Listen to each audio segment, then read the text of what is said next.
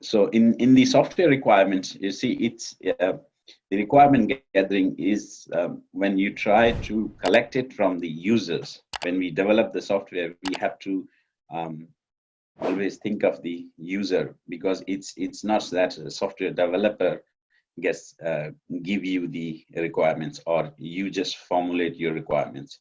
So it may be really high level abstract statements of a service or a system, but to detail mathematical function. For example, if it is a software for a restaurant, so they might just say that at the end of the day, we want to see that how many orders were placed and how quickly we serve them, or what is in our stock, what is not in the stock.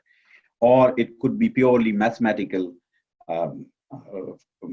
function specifications. For example, one user might say that I want to conduct a scientific experiment, and for that I need a software, and then they have some of the mathematical model. Or there could be something in between, such as a bank, where they give you that say banking softwares, or the any of the financial software, where they give you the formulas, mathematical specifications, that this is how we calculate, say, taxes, this is how we calculate the surplus, slacks, and all those sort of things. But at the same time, they might give you a high level abstract statement that we will monitor users, or we will give offers to the users. So it could be really high level abstract statement, mathematical, or the combination of both. So it's really difficult to really translate the user requirements into the actual software. That's why we focus so much on the software requirements. If you requirements may serve the dual function, though, when we create the software.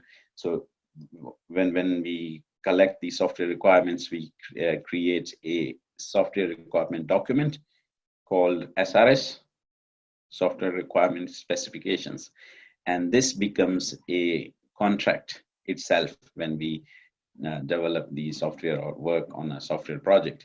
Or, for example, if you are bidding for a contract, so that this must be an open, when bid opens for, then whatever document you prepare, it becomes a initial contract that you would offer when you bid for a software project. But both these statements may be called the requirements, right?